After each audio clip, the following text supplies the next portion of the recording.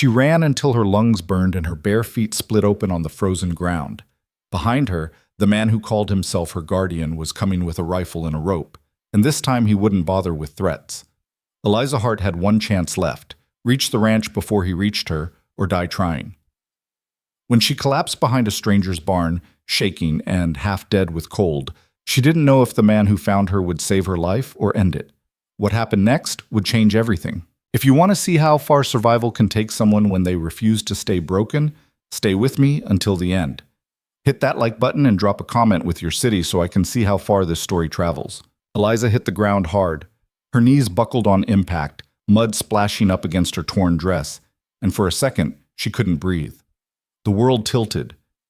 Her vision blurred at the edges, dark and swimmy, and she thought maybe this was it. Maybe her body had finally given up. But then the cold bit into her palms where they pressed against the earth, sharp and real, and she sucked in a ragged breath that tasted like dirt and blood. Not yet. She forced herself up onto her hands, fingers digging into the frozen soil, and dragged herself forward. The barn loomed ahead, a hulking shadow against the gray sky. If she could just get behind it, just out of sight, just long enough to think. Her feet were numb. She'd lost feeling in them miles back, somewhere between the creek and the ridge, and now they were just dead weight dragging behind her. Every step left a smear of red in the dirt. She didn't look back. Looking back would mean seeing him, seeing the distance closing, seeing the end coming. So she kept moving.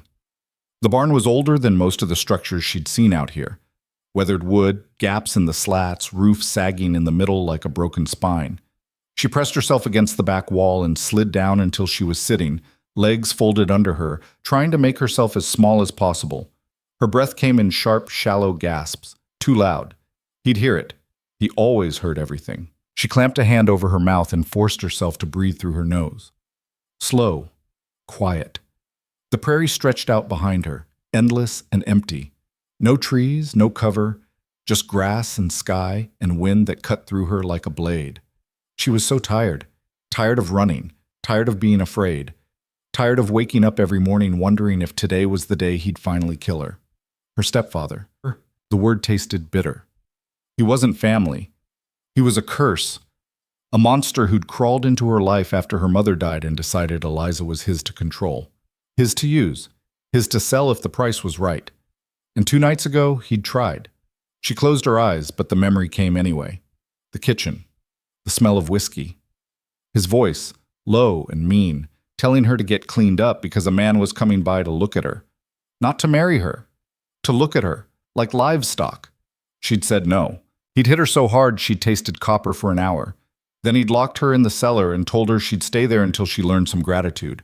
But Eliza had spent 3 years learning how to pick locks with bent nails and hairpins. And when he'd passed out drunk that night, she'd done exactly that. She'd run. No plan, no supplies. Just the clothes on her back and the desperate, clawing need to get out. And now here she was, bleeding, freezing, hiding behind a stranger's barn with nowhere left to go. Footsteps. Her heart stopped. Heavy boots, slow, deliberate. He'd found her. She pressed herself harder against the wood, splinters digging into her shoulders, and tried not to make a sound. The footsteps stopped. "You hurt?" The voice was low. Careful. Not his. Eliza's eyes snapped open. A man stood at the corner of the barn, maybe 10 feet away. Tall, broad-shouldered, dark hair under a wide-brimmed hat. His face was shadowed, but she could see his hands. Empty. No weapon. She didn't answer. He didn't move closer. "I'm not going to hurt you," he said, "but you're bleeding pretty bad, and if you stay out here much longer, you're going to freeze to death." Her mouth was too dry to speak.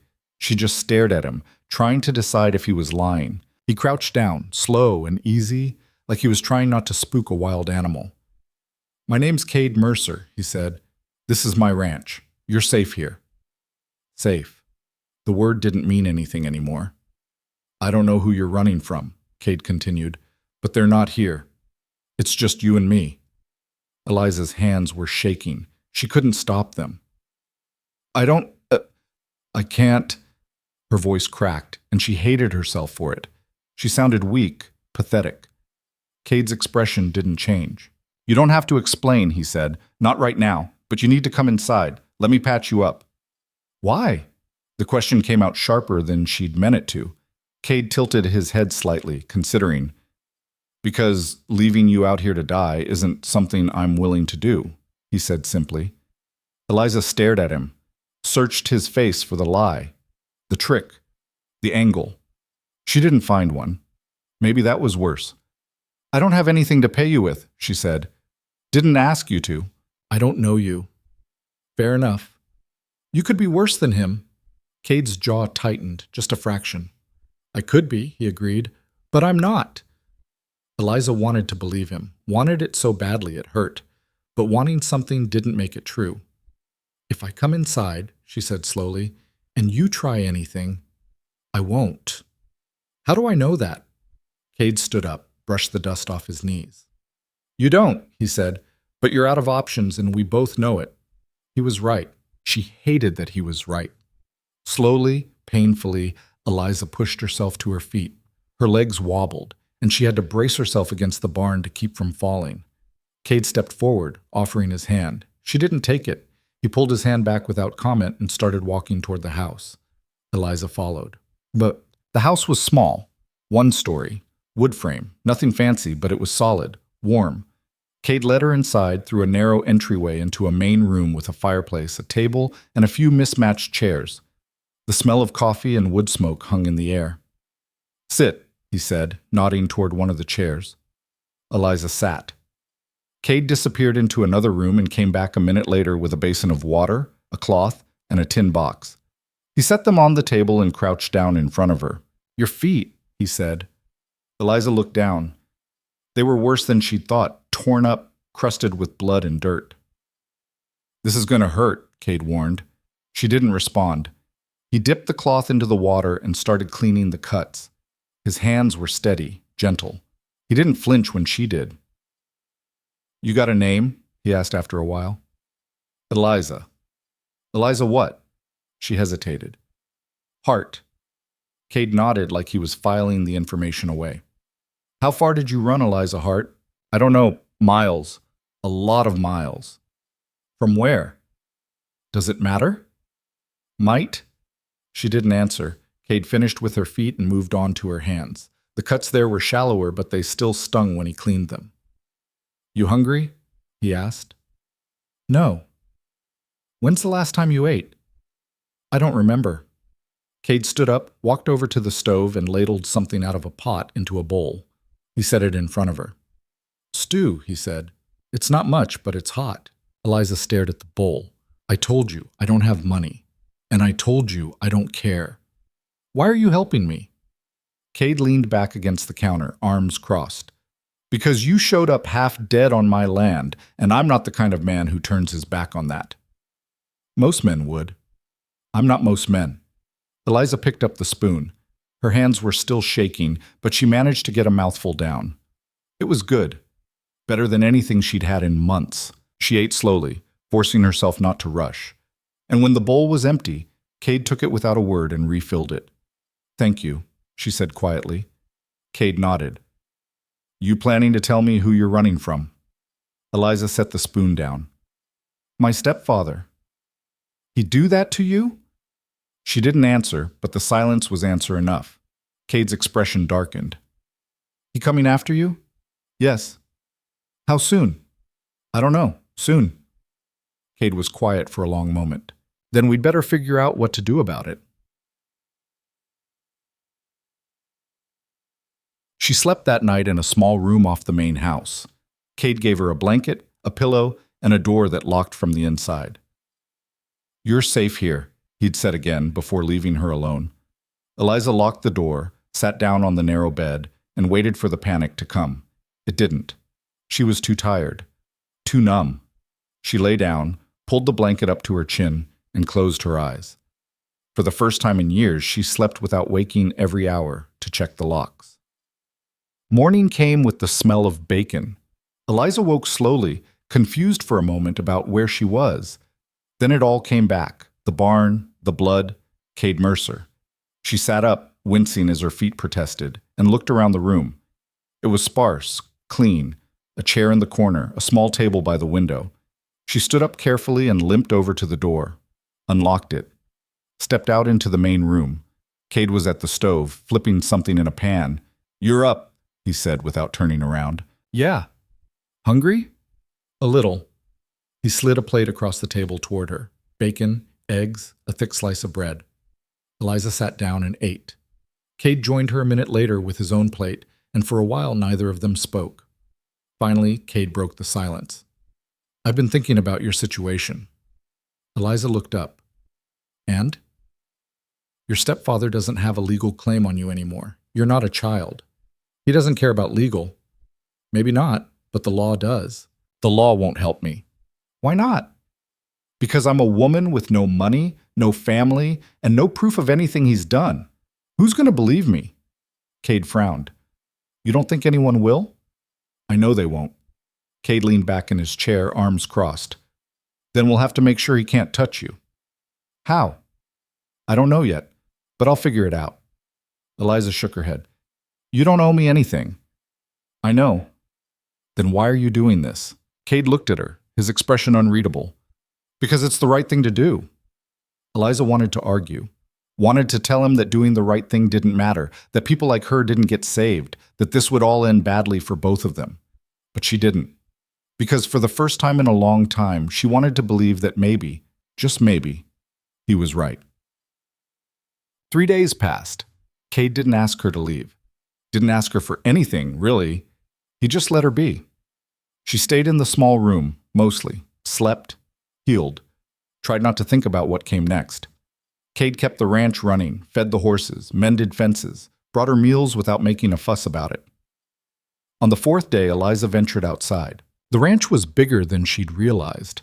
A barn, a stable, a few outbuildings scattered across the property. Fences stretched out toward the horizon, corralling cattle that grazed lazily in the distance. It was quiet, peaceful even.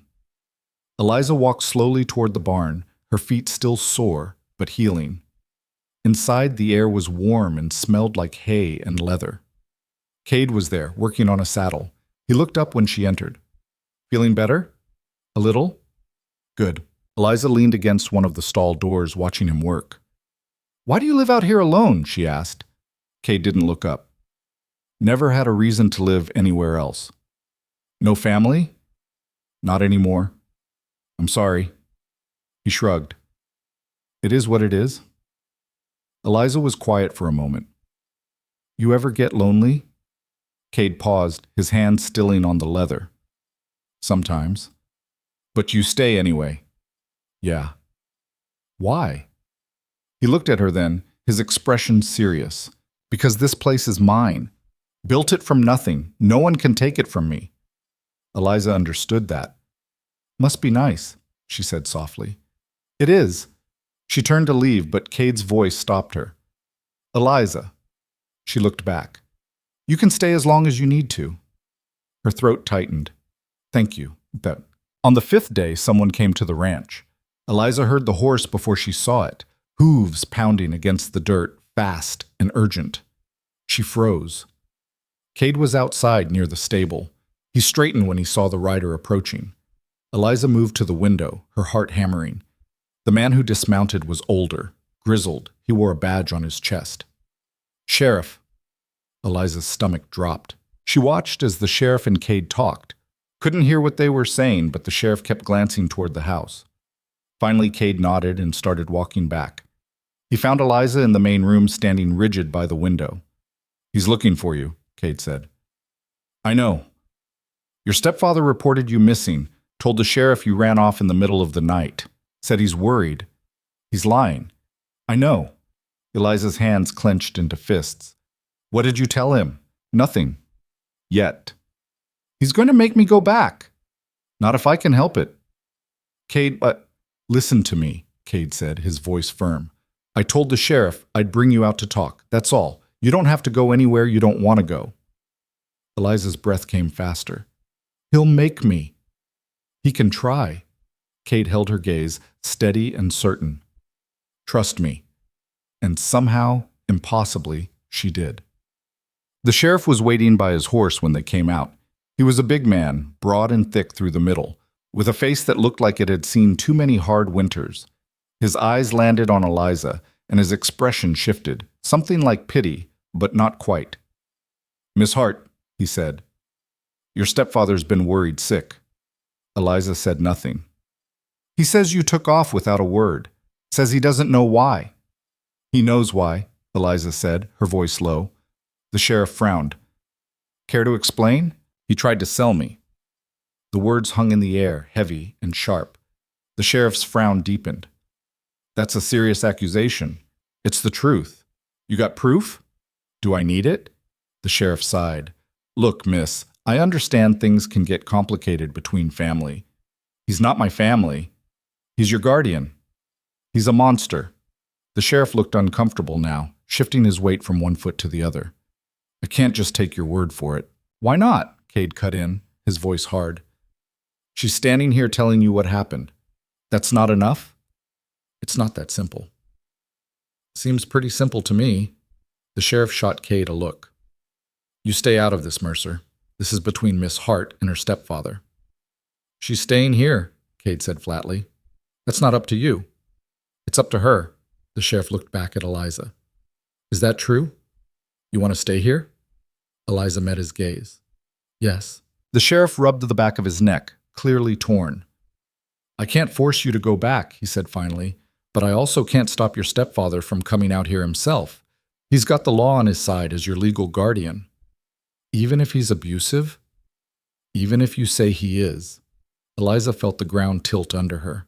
"So that's it? He gets to do whatever he wants?" The sheriff didn't answer. Cade stepped forward. "There's got to be something." The sheriff hesitated. "There might be, but it's not something she's going to like." "What is it?" The sheriff looked at Eliza, then back at Cade. "If she were to marry, her stepfather would lose his legal claim on her. She'd be under her husband's protection instead." The words settled over them like a stone. Eliza stared at the sheriff. "You're telling me the only way out is to marry someone?" "It's one way." "That's insane. That's the law." Eliza turned away, her hand shaking. Cade's voice was quiet when he spoke. "What if she married me?" The world stopped. Eliza spun around. "What?"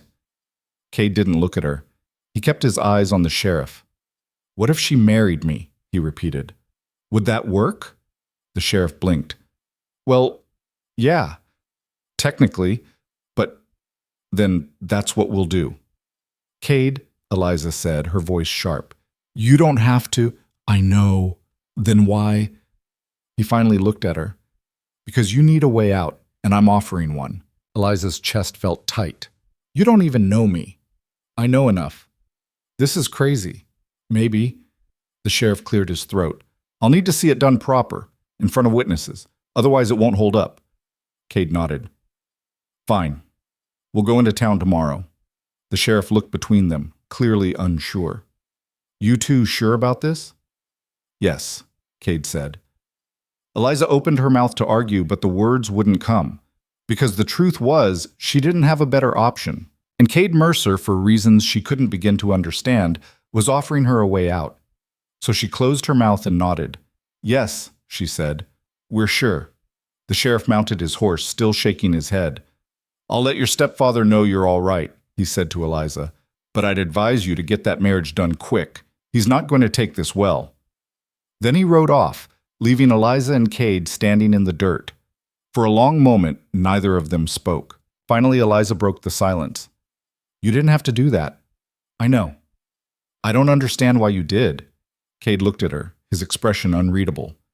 "Maybe I don't either." Eliza swallowed hard. "What happens now?" Cade's jaw tightened.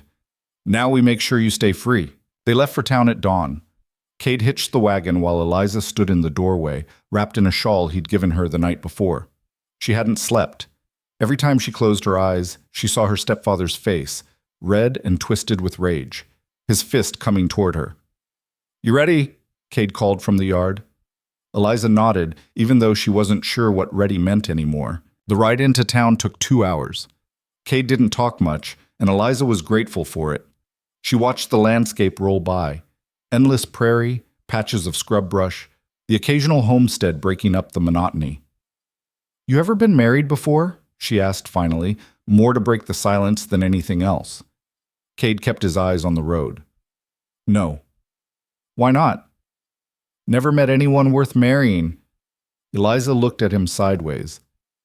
And you think I am? I think you need help. That's different. So this is charity. Call it what you want. Eliza's jaw tightened. I don't need pity. Good, because I'm not offering any. She turned away, staring out at the horizon again.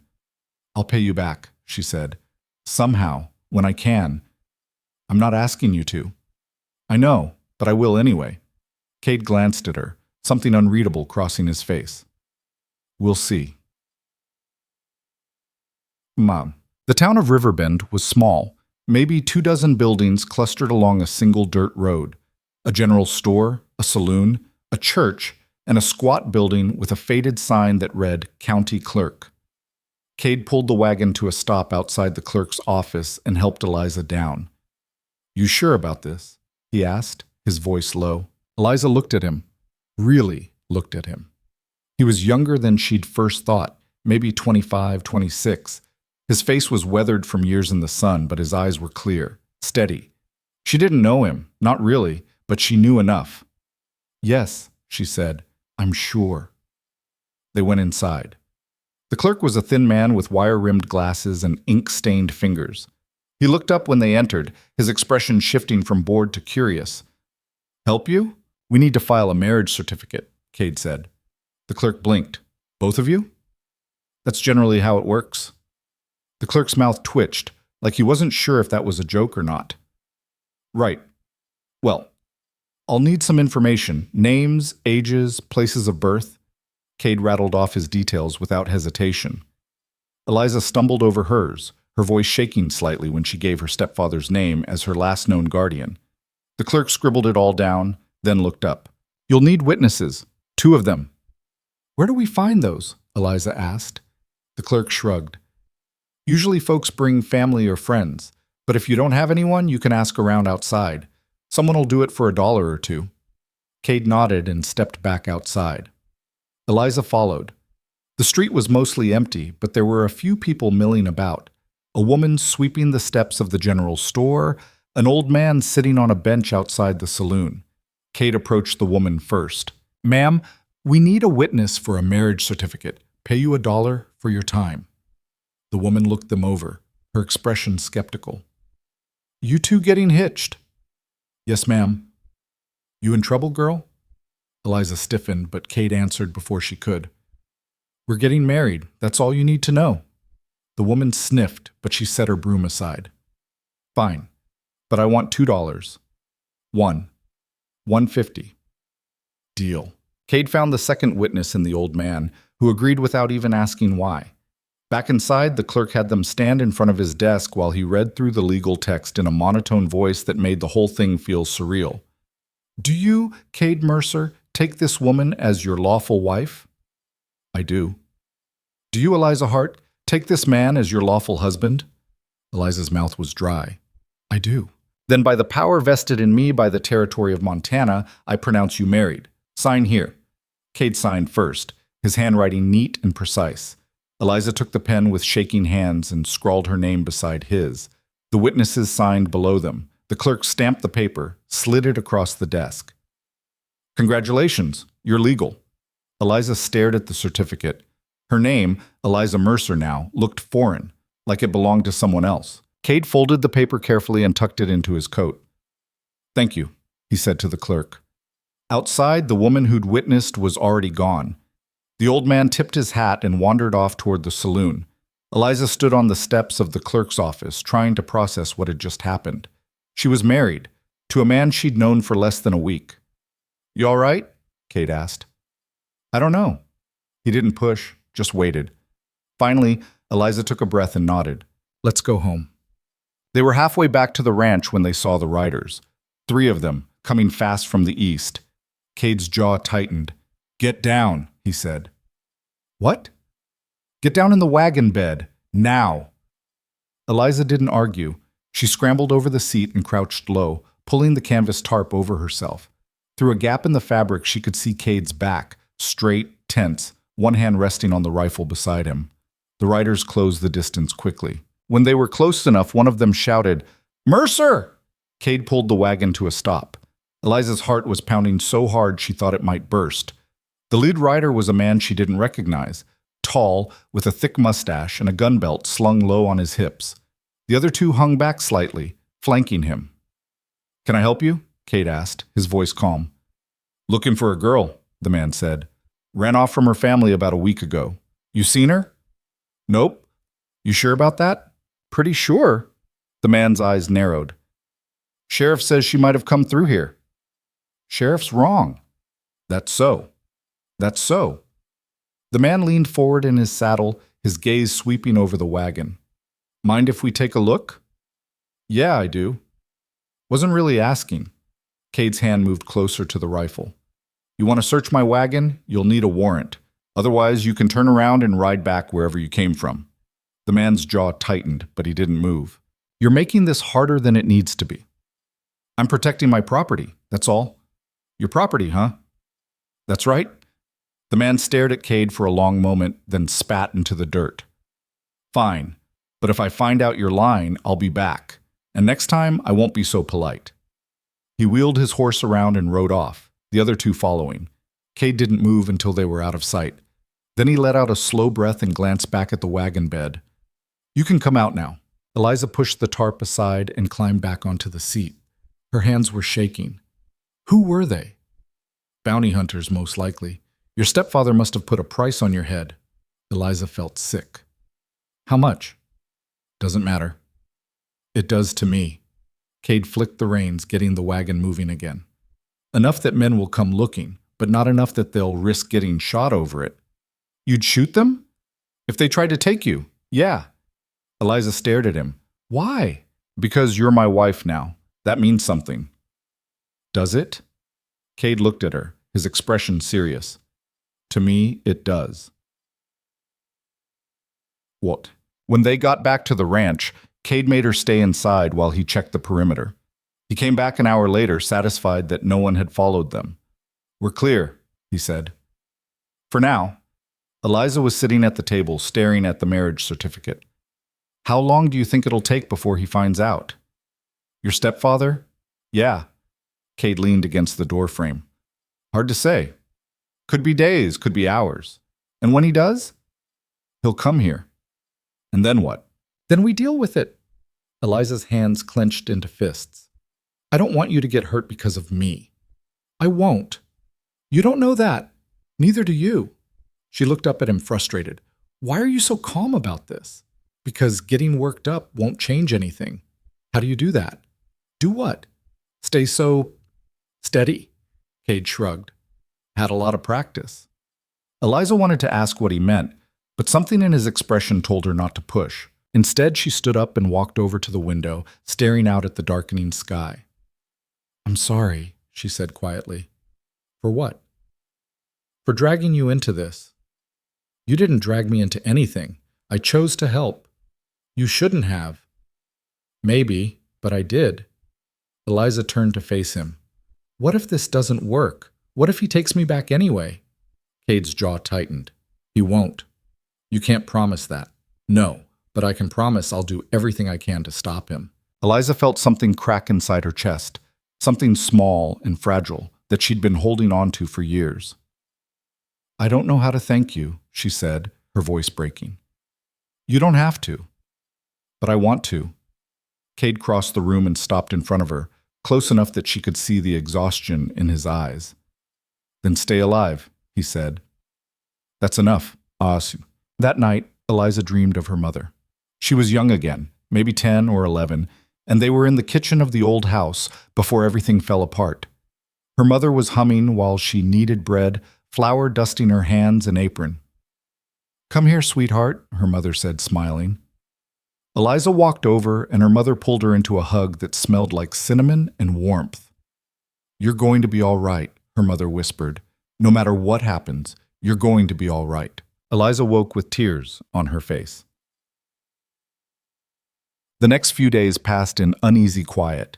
Cade kept the ranch running. Eliza tried to make herself useful, cooking, cleaning, mending clothes. Small things. Normal things. It felt strange. She kept waiting for the other shoe to drop, for her stepfather to show up with a gun and a rope, for everything to come crashing down. But it didn't. On the third day, Cade found her in the barn, trying to fix a broken bridle. "You know what you're doing?" he asked. "Not really." He crouched down beside her, took the leather from her hands, and showed her how to thread it properly. Like this. "See?" Eliza watched, then tried it herself. It took a few attempts, but she got it. "There," Cade said. "Not bad." "Thanks." He stood up, brushing the dust off his knees. "You ever work with horses?" "A little. When I was younger." "You any good?" "I didn't fall off. Does that count?" Cade's mouth twitched. "It's a start." Over the next few days, he taught her how to handle the horses, how to brush them, feed them, saddle them without getting kicked. She was clumsy at first, but she learned fast. "You're better at this than you think," Cade said one afternoon, watching her lead one of the mares around the corral. "I'm just following instructions." "Still counts." Eliza stroked the mare's neck, feeling the warmth of the animal's skin under her palm. "I like it," she admitted, "working with them." "Yeah?" "Yeah, they don't lie, they don't pretend. If they're scared or angry, you know it." Cade nodded slowly. "People should be more like that." "They should," Eliza agreed. On the 6th day, the sheriff came back. Eliza saw him riding up the road and felt her stomach drop. Cade was in the stable. She ran to get him. "He's here." Cade didn't ask who. He just grabbed his rifle and walked outside. The sheriff dismounted, his expression grim. "Mercer." "Sheriff." "We need to talk." "About?" "About the girl." "She's my wife now. You saw the certificate." "I did. And so did her stepfather." Eliza stepped out onto the porch, her heart hammering. The sheriff glanced at her, then back at Cade. "He's not happy." "I don't care." "You should. He's talking about pressing charges." "For what?" "Kidnapping. Coercion. Says you forced her into marrying you." Eliza's blood went cold. "That's a lie," she said, her voice sharp. The sheriff held up a hand. "I'm just telling you what he's saying." "It's a lie," Eliza repeated. "I married Cade because I wanted to. Because it was the only way to get away from him." "You got proof of that?" "I'm standing here, aren't I?" The sheriff sighed. "Look, Mrs. Mercer, I believe you. But belief doesn't hold up in court. Your stepfather's got lawyers. He's got money. And he's got a story that sounds good to people who don't know better." "So what are you saying?" Cade asked, his voice hard. "I'm saying you two need to be careful, real careful, because he's not going to let this go." "Let him come," Cade said. "I'm not afraid of him." "Maybe you should be." The sheriff mounted his horse, tipped his hat, and rode off. Eliza and Cade stood in the yard, watching him go. "He's going to try to take me back," Eliza said, her voice hollow. "He's going to try," Cade agreed, "but he won't succeed." "How can you be so sure?" Cade looked at her, his expression fierce.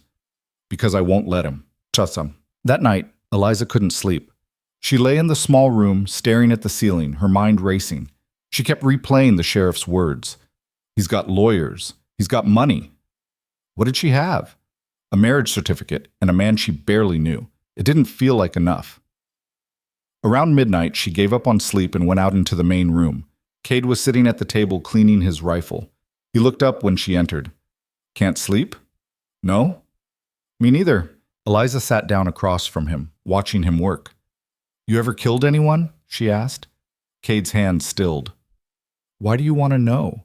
"Because I need to know what kind of man I married." He set the rifle down and met her gaze. "Yes." Eliza swallowed. "Who?" "Outlaws.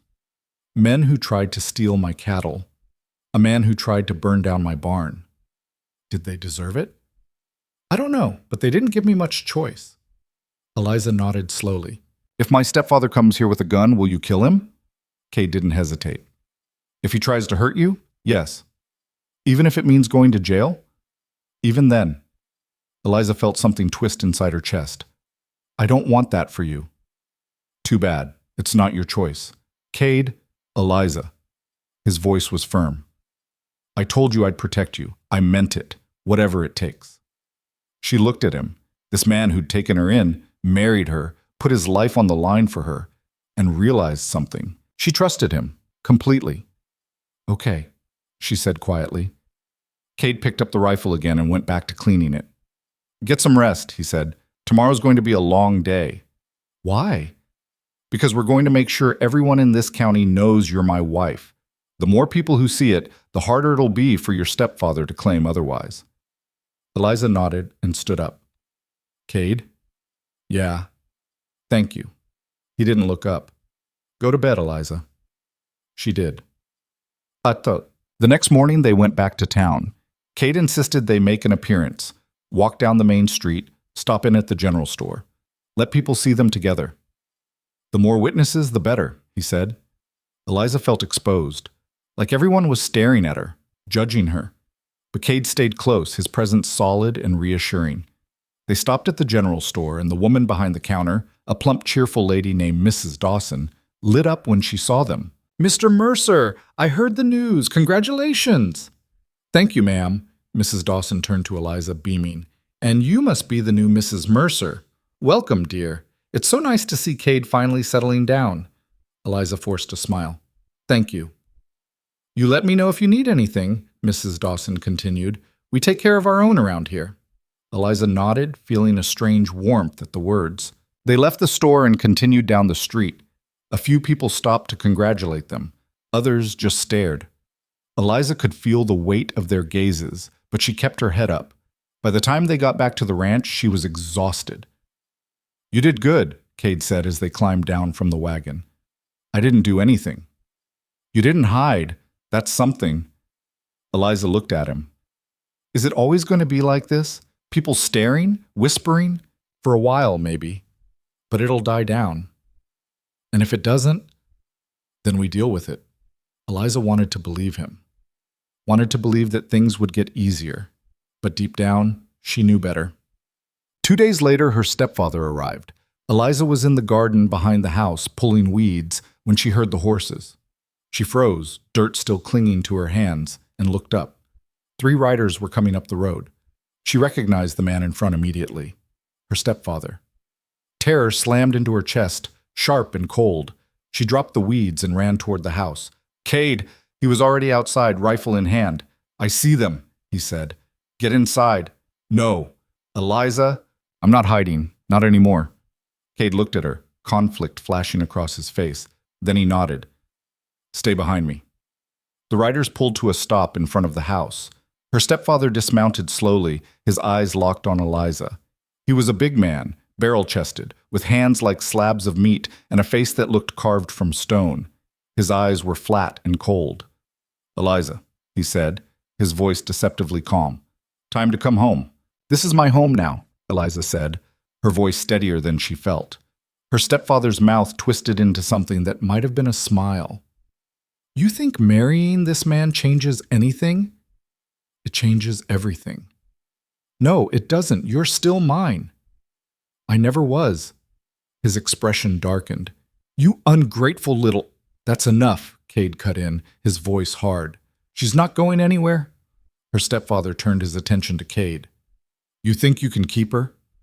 I know I can. I'll have you arrested. Kidnapping? Coercion? Whatever it takes. Go ahead, try. Her stepfather's eyes narrowed. You have no idea who you're dealing with. Neither do you.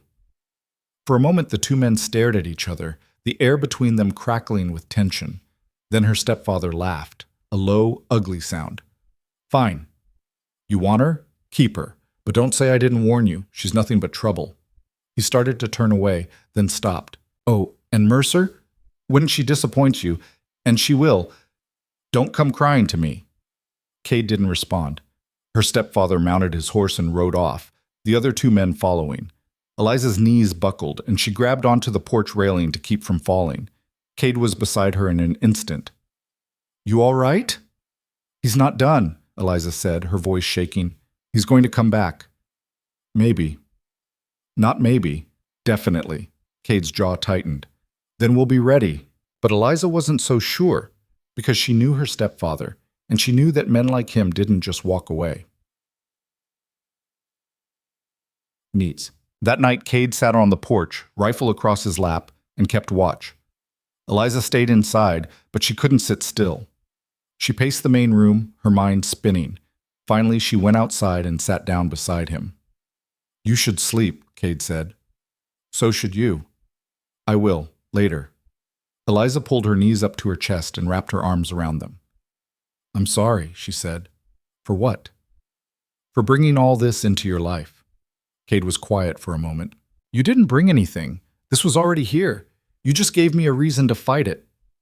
Eliza looked at him, her throat tight. "I don't deserve you." "You deserve better than what you had. That's all that matters." She wanted to argue, wanted to tell him he was wrong.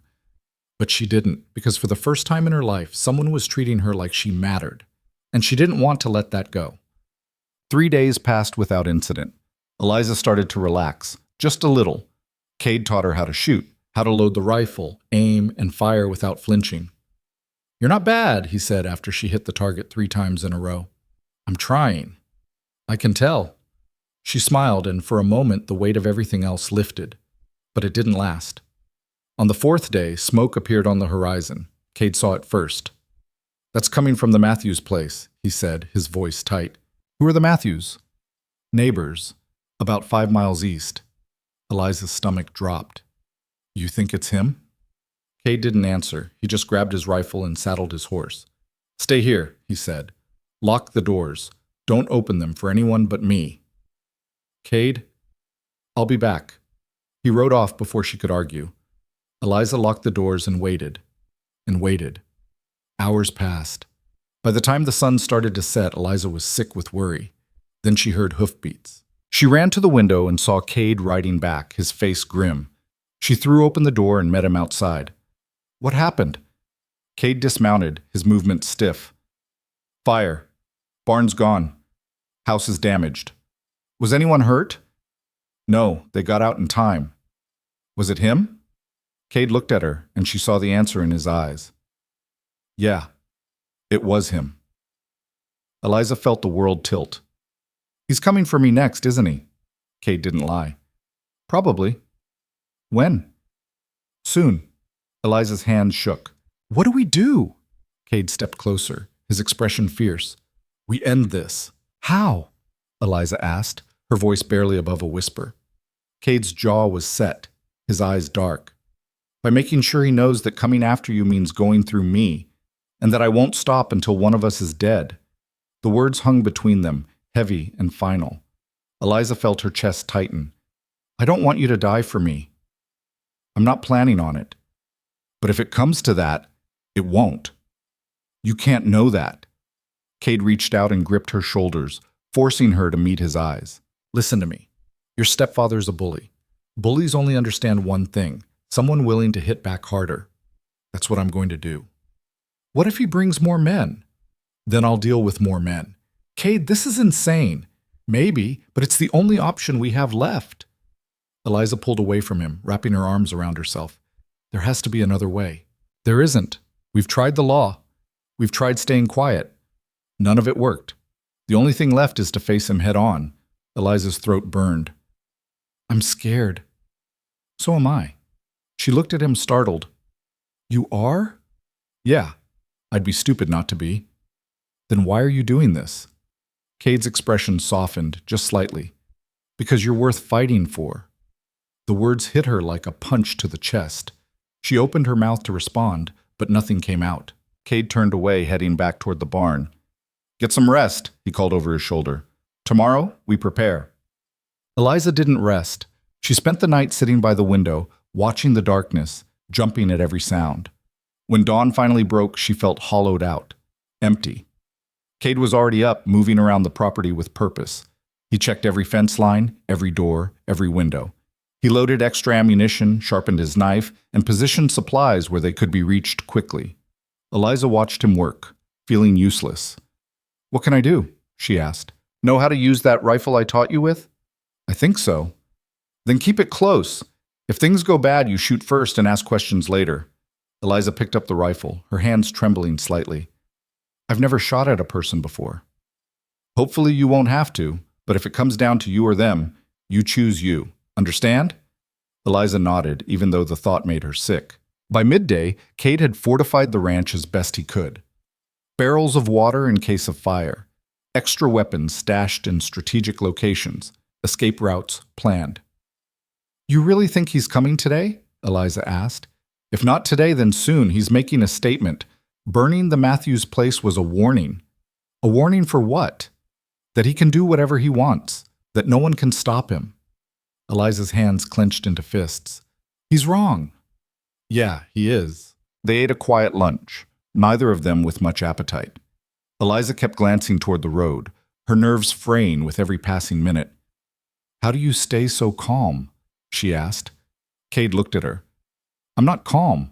I'm just good at pretending. Teach me." "Can't. Either you have it or you don't." "That's not helpful." "Wasn't trying to be." Eliza almost smiled, despite everything. Then she heard it. Hoofbeats. Multiple riders, coming fast. Cade was on his feet instantly, rifle in hand. "Inside! Now!" Eliza didn't argue. She grabbed her own rifle and ran into the house, positioning herself by the window where she could see the road. 6 riders appeared on the horizon. Her stepfather was in the lead, flanked by 5 men she didn't recognize. They were armed, rifles, pistols, knives. They looked like the kind of men who'd done this sort of thing before. Cade stood in the yard, waiting. The riders slowed as they approached, forming a loose semicircle around him. Her stepfather dismounted, his expression smug. "Mercer, you've had time to think. Ready to hand her over?" "No." "I was afraid you'd say that." Her stepfather gestured to the men behind him. "These gentlemen are here to make sure I get what I came for, one way or another." "They're here to get themselves killed," Cade said evenly. One of the men laughed, a harsh, grating sound. "Big talk for one man." "I only need to be one man. You're all standing on my land and you're not leaving with her." Her stepfather's expression darkened. "You think you can stop us?" "I know I can." Eliza's heart was pounding so hard she thought it might crack her ribs. She raised the rifle, sighting down the barrel, her finger hovering over the trigger. Her stepfather took a step forward. "Eliza," he called out, "I know you're in there. Come out now, and I promise I won't hurt your husband. You've got 10 seconds. Eliza's hand shook. Cade didn't move. Didn't even flinch. "She's not coming out," he said. "Then I guess we're doing this the hard way." Her stepfather nodded to the men, and they started to dismount. Cade raised his rifle. "First man who touches a weapon dies." The men froze. Her stepfather laughed. "You can't shoot all of us." "Maybe not, but I'll get most of you, and you'll definitely be first." For a long, tense moment, no one moved. Then one of the men reached for his pistol. Cade fired. The shot cracked through the air, and the man went down with a scream, clutching his shoulder. Chaos erupted. The other men scrambled for cover, drawing their weapons. Cade dove behind a water trough, returning fire. Eliza's breath came in short, panicked gasps. She aimed at one of the men, trying to keep the rifle steady, but her hands wouldn't stop shaking. "Shoot!" she hissed to herself. "Just shoot!" She pulled the trigger. The recoil slammed into her shoulder, and she stumbled back. Through the window, she saw one of the men drop to the ground, grabbing his leg. She'd hit him. She'd actually hit him. Her stomach lurched, but she forced herself to reload. Outside, the fight was brutal and chaotic. Cade was outnumbered, but he was faster, more precise. He moved with a kind of controlled fury. Every shot calculated. Her stepfather was shouting orders, but his men were scattered, pinned down by Cade's relentless fire. Then one of them broke away from the group and ran toward the house. Eliza's blood turned to ice. He was coming for her. She raised the rifle, aimed at the door, and waited. The man kicked it open, his pistol drawn. Eliza fired. The shot went wide, splintering the doorframe. The man lunged toward her, and Eliza swung the rifle like a club, catching him across the face. He staggered, blood streaming from his nose, and she swung again. This time he went down. Eliza stood over him, gasping, the rifle still clutched in her hands. Outside, the gunfire was slowing. She ran to the window and saw Cade still standing, his rifle trained on her stepfather. 2 of the men were on the ground, injured or dead. The other 2 had their hands up, backing away slowly. Her stepfather stood alone, his face twisted with rage. "This isn't over," he spat. "Yeah, it is," Cade said. "I'll come back. I'll bring the law." I'll bring an army if I have to. Then you'll die with them. Her stepfather's hands clenched into fists. You think you've won? You think marrying her means anything? She's worthless. Always has been. Eliza stepped out onto the porch, the rifle still in her hands. Her stepfather's eyes snapped to her, and for a moment she saw something flicker across his face. Surprise, maybe. Or fear. You're wrong, Eliza said, her voice steady. I'm not worthless. And I'm not yours. You ungrateful— I'm done, Eliza interrupted. Done being afraid of you. Done letting you control me. You don't own me. You never did. Her stepfather took a step toward her, but Cade shifted, blocking his path. You heard her, Cade said. Leave, now, before I change my mind about letting you walk away. For a long moment, her stepfather stared at them, his jaw working. Then he spat into the dirt, turned, and mounted his horse. This isn't over, he said again, his voice low and venomous. Yes, it is, Eliza said. You just don't know it yet. He rode off, the remaining men following. Eliza watched until they disappeared over the ridge, her whole body trembling. Then her knees gave out, and she collapsed onto the porch steps. Cade was beside her in an instant, his hands steadying her. You all right? Eliza let out a shaky laugh. No, not even close. You did good. I shot someone. Yeah, you did. I think I'm going to be sick. That's normal. Eliza buried her face in her hands, trying to hold herself together. Cade sat down beside her, his presence solid and grounding. It's over now, he said quietly. Is it? For today. And tomorrow? We'll deal with tomorrow when it comes. Eliza looked at him, her vision blurry with unshed tears. Thank you. For what? For not giving up on me. Cade's expression softened. I told you. You're worth fighting for. The wounded man in the house was still alive, groaning and clutching his face where Eliza had hit him. Cade dragged him outside and sent him stumbling down the road after the others. Tell your boss if he comes back, he's a dead man, Cade said. The man didn't need to be told twice. He ran. Eliza helped Cade check the perimeter, making sure no one had doubled back. The yard was a mess. Spent shells, blood in the dirt, the water trough riddled with bullet holes. We'll fix it, Cade said, seeing her expression. Will we? Yeah. Eliza wasn't so sure. The ranch felt different now, tainted, like something had been broken that couldn't be repaired. They worked in silence, cleaning up as best they could. By the time the sun started to set, they were both exhausted. Cade made them dinner, beans and bacon, simple and filling. They ate without talking, the weight of the day pressing down on them. Finally, Eliza broke the silence. Do you think he'll really come back? Maybe, but not for a while. We hurt him today, embarrassed him. He'll need time to lick his wounds. And when he's done licking them, Cade set his fork down. Then we'll be ready. How many times can we do this? How many times can we fight him off before we lose? As many times as it takes. Eliza shook her head. You make it sound so simple. It is simple. He wants to take you. I won't let him. That's all there is to it. You could die. So could you. So could he. That's life. Eliza stared at him, frustrated. How are you not terrified? I am terrified. I'm just not letting it stop me. She wanted to argue, but she was too tired. Instead, she stood up, carried her plate to the basin, and started washing it. Cade joined her a moment later, drying the dishes as she cleaned them. You know, he said after a while, you surprised me today. How? You didn't run. You didn't hide. You fought. I didn't have a choice. You always have a choice. You chose to fight. Eliza's throat tightened. I was so scared. I know, but you did it anyway. That's what courage is. Eliza looked at him, something unfamiliar stirring in her chest. You really believe that? Yeah, I do. She turned back to the dishes, blinking away tears.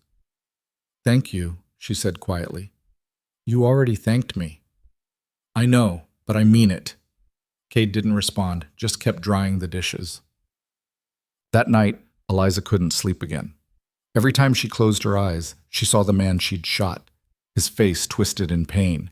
She heard the crack of the rifle, felt the recoil against her shoulder. She'd hurt someone, maybe even killed them. The thought made her stomach churn. She got up and went outside, sitting on the porch steps and staring up at the stars. The door opened behind her, and Cade stepped out. Can't sleep? No. He sat down beside her, close enough that their shoulders almost touched. First time's always the hardest, he said. First time what? Hurting someone. Eliza looked at him. Does it get easier? No, but you learn to live with it. How? Cade was quiet for a long moment. By remembering why you did it and making sure the reason was good enough. Was it? Good enough, I mean. You were protecting yourself. That's about as good a reason as it gets. Eliza pulled her knees up to her chest, wrapping her arms around them. I keep thinking about what would have happened if I'd missed. But you didn't. I could have. But you didn't, Cade repeated. You can't live your life thinking about what could have happened. You'll drive yourself crazy. Too late. Cade's mouth twitched, almost a smile. They sat in silence for a while, the night air cool and still around them. Cade? Yeah? Why did you really marry me? He didn't answer right away. No. I told you, you needed help. That's not the whole reason. Cade sighed. No, it's not. Then what is? He looked at her, his expression unreadable. Because when I found you behind that barn, bleeding and terrified, I saw something in you. Something that reminded me of myself. What? The refusal to give up.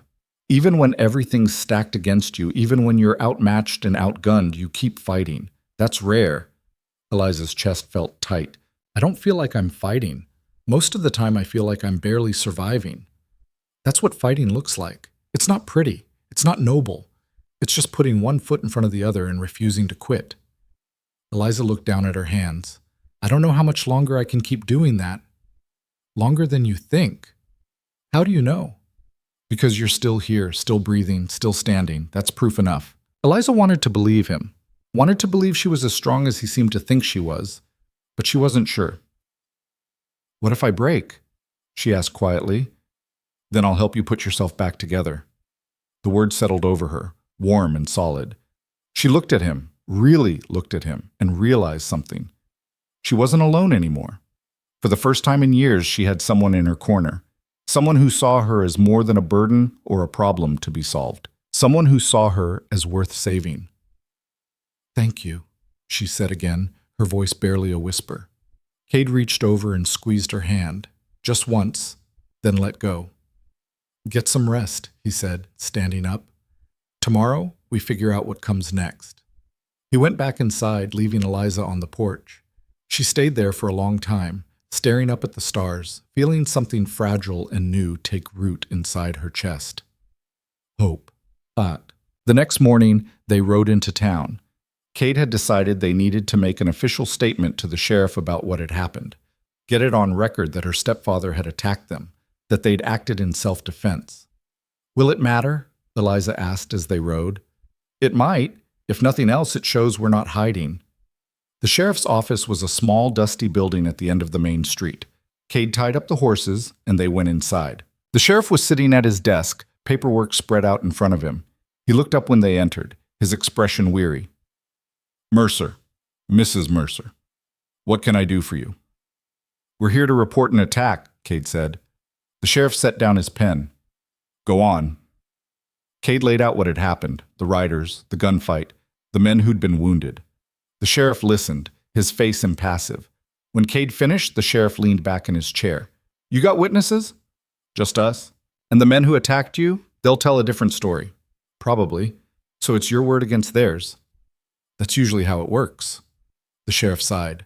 Look, Mercer, I believe you, but believing you and being able to do something about it are two different things. You could arrest him for attempted kidnapping, assault, arson. I could, if I had proof. We just gave you proof. You gave me a story. Without witnesses or physical evidence, it's not enough. Cade's jaw tightened. So you're saying he can do whatever he wants, and there's nothing you can do about it. I'm saying the law has limits. Then what good is the law? The sheriff didn't have an answer for that.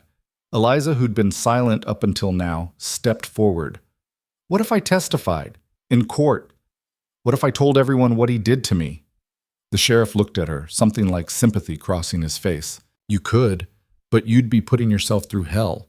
His lawyers would tear you apart, make you out to be a liar, a troublemaker. And even if you told the truth, there's no guarantee anyone would believe you. Eliza's hands clenched into fists. So I'm just supposed to live in fear for the rest of my life? I'm not saying that. I'm saying you need to be smart. Stay vigilant. Keep your husband close. That's not good enough. It's all I've got. Eliza felt something snap inside her. Then you're useless. The sheriff's face flushed, but he didn't argue. Cade put a hand on Eliza's shoulder. Let's go. They left the office, Eliza's chest tight with frustration. He's not going to help us, she said once they were outside. I know. So what do we do? We keep going, same as before. For how long? As long as it takes. Eliza wanted to scream, wanted to break something. Instead, she climbed onto the wagon and stared straight ahead. They rode back to the ranch in silence. Over the next few days, a strange kind of normalcy settled over them. They went about their routines, feeding the animals, mending fences, cooking meals. But there was an edge to everything now, a tension that wouldn't go away. Eliza caught herself glancing toward the road constantly, waiting for riders to appear. Cade kept his rifle close at all times, even when he was working in the barn. They were living on borrowed time, and they both knew it. One afternoon, Eliza was in the garden when she heard a horse approaching. Her heart jumped into her throat, and she grabbed the rifle she'd started keeping nearby. But it wasn't her stepfather. It was a woman. She was older, maybe 50, with graying hair pulled back in a severe bun. She rode side saddle, her posture stiff and proper. Cade came out of the barn, his expression wary. Can I help you? The woman dismounted, brushing dust from her skirt. Mr. Mercer, my name is Eleanor Fitch. I own the ranch to the south. Cade nodded. I've heard of you. And I've heard of you. More specifically, I've heard about your situation. Eliza stepped forward, still holding the rifle. What situation? Eleanor turned to her, her gaze sharp. The one where your stepfather is terrorizing the county trying to get you back. Word travels fast out here, Mrs. Mercer. Eliza's stomach sank. What do you want? To help? Why? Eleanor's expression softened, just slightly. Because I was married to a man like your stepfather once. I know what it's like to run, and I know what it's like when no one will help you. Eliza stared at her, surprised. What happened to him? Your husband? He died, fell off his horse and broke his neck. Best day of my life. The words were delivered matter-of-factly, without emotion. Cade crossed his arms. How exactly do you plan to help? By testifying. If it comes to court, I'll stand up and tell them what kind of man her stepfather is. I've seen him in town throwing his weight around. I've heard the stories. That counts for something. Not much, Cade said. Maybe not, but it's better than nothing. Eliza looked at Cade, then back at Eleanor. Why would you do this for us? You don't even know us. Eleanor smiled, but it was sad. Because someone should have done it for me. And maybe if they had, I wouldn't have spent 20 years wishing my husband dead. Eliza felt her throat tighten. Thank you, she said quietly. Eleanor nodded. If you need anything, witnesses, supplies, a place to hide, you let me know. We women have to stick together. She mounted her horse and rode off, leaving Eliza and Cade standing in the yard. That was unexpected, Cade said. Yeah. You think she means it? I think so. Cade nodded slowly. Good. Because we're going to need all the help we can get. That night, Eliza lay in bed staring at the ceiling. Eleanor's words kept echoing in her head. We women have to stick together. It was such a simple idea, but it felt revolutionary. For so long, Eliza had felt completely alone, like she was fighting a battle no one else could see. But maybe she wasn't as alone as she'd thought. Maybe there were others, women like Eleanor, women who'd survived their own monsters, who understood. The thought gave her strength. She got out of bed and walked into the main room where Cade was sitting at the table, sharpening his knife. Can't sleep? He asked without looking up. Not really. Me neither. Eliza sat down across from him. Do you think this will ever end? Eventually, one way or another. That's not comforting. Wasn't trying to comfort you. Eliza almost smiled. Cade? Yeah? If this does end, if we actually manage to make it through, what happens then? Cade set down the knife, his expression thoughtful. What do you mean? I mean, this marriage. It started as a way to protect me. But if I don't need protection anymore, well, she trailed off, not sure how to finish the sentence. Cade was quiet for a long moment. You asking if I'm going to leave? I'm asking what you want. He looked at her, his gaze steady. I want you to be safe. Everything else comes after that. But after? After we figure it out, together. Eliza's chest felt tight. You'd want to stay married? Even if you didn't have to? Cade's expression shifted, something vulnerable flickering across his face. Yeah, he said quietly. I would. Eliza's breath caught. Why? Because somewhere along the way this stopped being about protection, at least for me. The words hung in the air between them, fragile and raw. Eliza didn't know what to say. Cade stood up, looking uncomfortable. Forget I said anything. It's late. We should both get some rest. He started to walk away, but Eliza reached out and caught his hand. Cade. He stopped, looking back at her. I don't want to forget, she said. And I don't want you to either. Something in his expression shifted. Hope, maybe, or relief. All right, he said softly. Eliza let go of his hand and he disappeared into his room. She sat alone at the table, her heart pounding, and realized something. She didn't want this to be temporary either. Morning came with a knock at the door. Eliza was in the kitchen, making coffee, when she heard it. Her hand froze on the pot, and she looked toward Cade's room. He was already moving, rifle in hand, his expression sharp. Stay back, he said quietly. Eliza nodded, her heart hammering. Cade opened the door slowly, keeping the rifle ready. It was Eleanor Fitch, and she wasn't alone. Behind her stood 3 other women, one young, maybe 20, with auburn hair and a nervous expression. Another, middle-aged, sturdy, and plain-faced. The third was older, silver-haired, and dignified. Mrs. Fitch, Cade said, lowering the rifle slightly. Mr. Mercer, may we come in? Cade stepped aside and the women filed into the house. Eliza set down the coffee pot and came forward, confused. What's going on? Eleanor looked at the other women, then back at Eliza. These ladies have something to say, and they wanted to say it to you directly.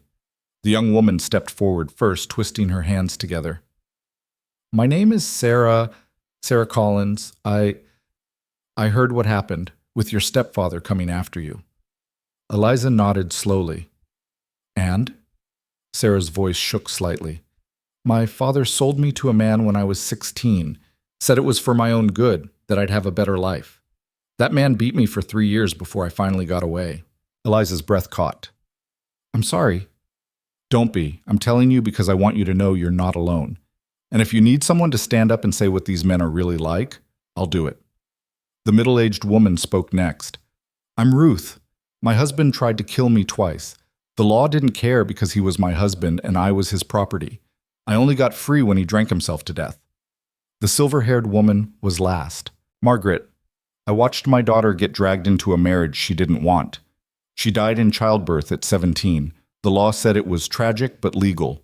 I've been angry about it for 30 years. Eliza felt tears burning behind her eyes. Why are you telling me this? Eleanor stepped forward.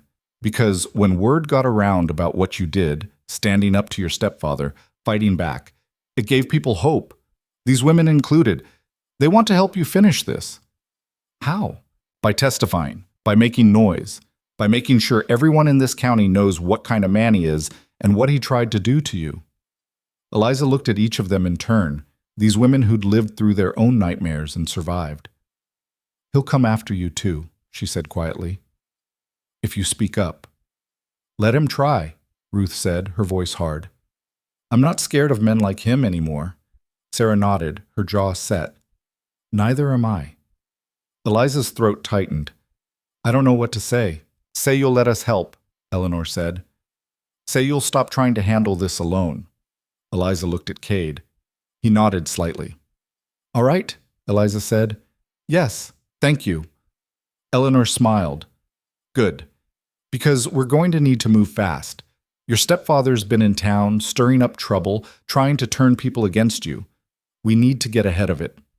How? By telling your story first, publicly, before he gets a chance to twist it. Eliza felt a spike of fear. You mean stand up in front of everyone and… Yes, exactly that. I can't. You can, Margaret said firmly. You already have. You just need to do it one more time. Eliza's hands were shaking. Cade stepped closer, his presence steadying. You don't have to do this if you don't want to, he said quietly. But I should. That's different than have to. Eliza looked at him, then back at the women. When? Tomorrow, Eleanor said. There's a town meeting. Everyone will be there. It's the perfect opportunity. That's not much time. It's enough. You don't need a speech. You just need to tell the truth. Eliza swallowed hard. And if they don't believe me? Then at least you said it, and that matters. The women left an hour later after mapping out a plan. They'd spread the word about the meeting, make sure people showed up, and stand with Eliza when she spoke. After they were gone, Eliza sat at the table, her head in her hands. You all right? Cade asked. No. Want to talk about it? I don't think talking will help. Cade pulled out a chair and sat down across from her. What are you afraid of? Eliza looked up, her eyes red. Everything. Standing up there, having people stare at me, saying the words out loud. What if I freeze? What if I can't do it? Then you walk away. No one's forcing you. But I have to, don't I? If I don't, he wins. Maybe. But you surviving is winning too. Don't forget that. Eliza wiped her eyes. I'm tired of just surviving. I want him gone. Completely gone. Then tomorrow's your chance. What if it doesn't work? Then we try something else. Eliza let out a shaky breath. You make it sound so simple. It's not simple, but it's possible. That's all you need. She looked at him. This man who'd become her anchor, her shield, her reason to keep going, and felt something shift inside her. Cade? Yeah? I'm glad I found your barn that night. His expression softened. So am I. That night, Eliza couldn't eat, couldn't focus, couldn't stop thinking about the next day. She paced the main room, her mind spinning, until Cade finally stood up and stopped her. You're going to wear a hole in the floor. I can't help it. Come here. He led her outside to the porch and sat her down on the steps. Look up, he said. Eliza tilted her head back. The sky was clear, stars scattered across the darkness like scattered salt. What am I looking at? Everything, nothing, whatever you need to see. Eliza almost smiled. That's not helpful. Sure it is. You're stuck in your head thinking about tomorrow. But tomorrow isn't here yet. Right now, all you've got is this, the sky, the quiet, me sitting next to you. Eliza looked at him. You trying to distract me? Is it working? A little. Cade leaned back on his elbows, relaxed in a way she rarely saw him. You know, he said, I used to hate the quiet. After my family died, this place felt too big, too empty. I'd sit out here and think about leaving, finding somewhere with more people, more noise. Why didn't you? Because running doesn't fix anything. It just moves the problem somewhere else. Eliza was quiet for a moment. Is that what you think I'm doing? Running? No, you're facing it head on. That's the opposite of running. It doesn't feel like it. It never does, but that doesn't make it less true. Eliza pulled her knees up to her chest, wrapping her arms around them. What if I mess this up? Then you'll figure it out and try again. You have a lot of faith in me. Yeah, I do. Why? Cade looked at her, his expression serious. Because I've seen what you're capable of. You ran miles on bare feet to get away from him. You stood up to him when he came here with armed men. You shot someone to protect yourself. You've already done the hard part. Tomorrow's just words. Words matter. So do actions, and yours have been pretty damn clear. Eliza felt tears pricking at her eyes again, but this time they weren't from fear. Thank you, she said quietly. You keep thanking me. Because I mean it. Cade reached over and squeezed her hand just for a moment, then let go. Get some sleep. Tomorrow's a big day. She didn't sleep. When dawn came, Eliza was already dressed, her hand shaking as she tried to braid her hair. Cade knocked on her door. You ready? No? Good. That means you're taking it seriously. They ate a quick breakfast, neither of them with much appetite, and then hitched up the wagon. The ride into town felt endless. Every bump in the road, every passing mile, wound Eliza's nerves tighter. You don't have to do this, Cade said again. I know. But you're going to anyway. Yes. Why? Eliza looked at him. Because I need to. For me. Not for anyone else. Cade nodded, satisfied. When they reached town, the streets were already crowded. People were filing into the meeting hall, a large, plain building with wooden benches and a raised platform at the front. Eleanor was waiting outside along with Sarah, Ruth, and Margaret. You came, Eleanor said, relief evident in her voice. I said I would. Are you ready? No, but I'm here, Eleanor smiled. That's all you need. They went inside together. The hall was packed. Every bench was full, and people were standing along the walls.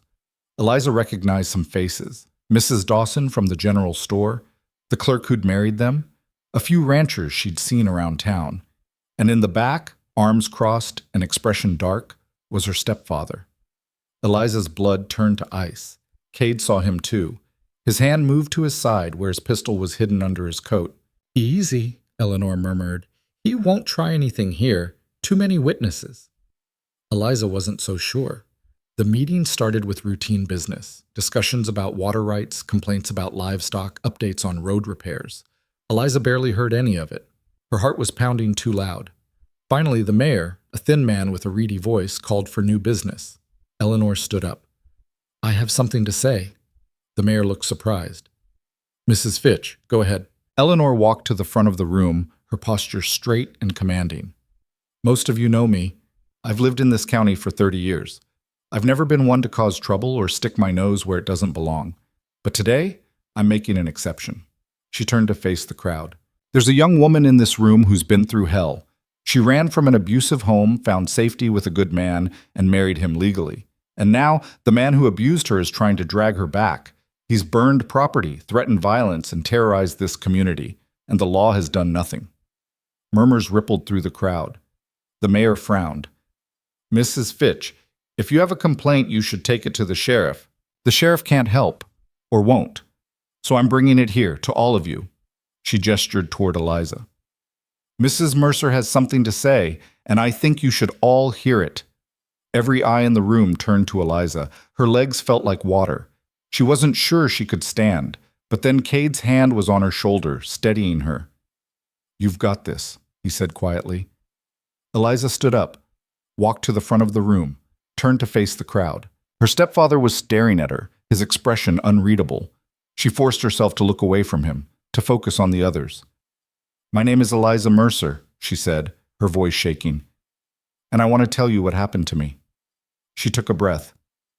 3 years ago, my mother died. And the man she married, the man sitting in the back of this room, decided I belonged to him. He beat me, locked me in the cellar when I disobeyed, tried to sell me to another man to pay off his debts. Gasps rippled through the crowd. So I ran.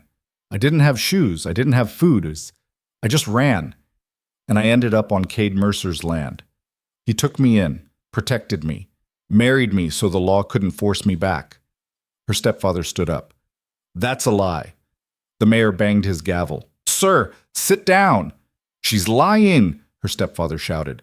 I gave her a home, fed her, clothed her, and this is how she repays me? Eliza's hands clenched into fists. You gave me nothing. You took everything. I'm your guardian. You're not my guardian. You're my abuser, and everyone in this room needs to know it. Her stepfather's face turned red. You ungrateful little... Cade was on his feet instantly, stepping between them. That's enough.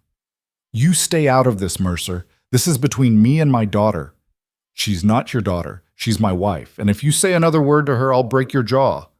The room went silent. The mayor banged his gavel again, louder this time. Gentlemen, please. No, Eliza said, her voice ringing out. Let him talk. Let everyone hear what he really thinks of me. Her stepfather glared at her. You want the truth? Fine. You're worthless. Always have been. Your mother knew it. I knew it. The only reason I kept you around was because someone had to cook and clean. The words were meant to hurt. And they did.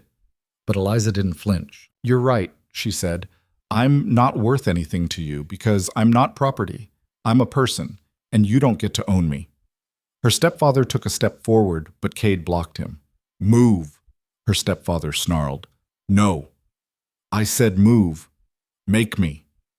For a moment it looked like her stepfather might swing, but then Eleanor stepped forward, along with Sarah, Ruth, and Margaret. She's not the only one, Eleanor said, her voice cutting through the tension. Sarah, tell them. Sarah stood up, her voice trembling but clear. My father sold me when I was 16. To a man who beat me for 3 years. No one helped me. No one cared. Ruth stood next. My husband tried to kill me. Twice. The sheriff said it was a private matter. Margaret was last. My daughter died because she was forced into a marriage she didn't want. She was 17. The room was dead silent now. The mayor looked pale. Eliza's stepfather looked furious. This is a witch hunt, he said. No, Eleanor said.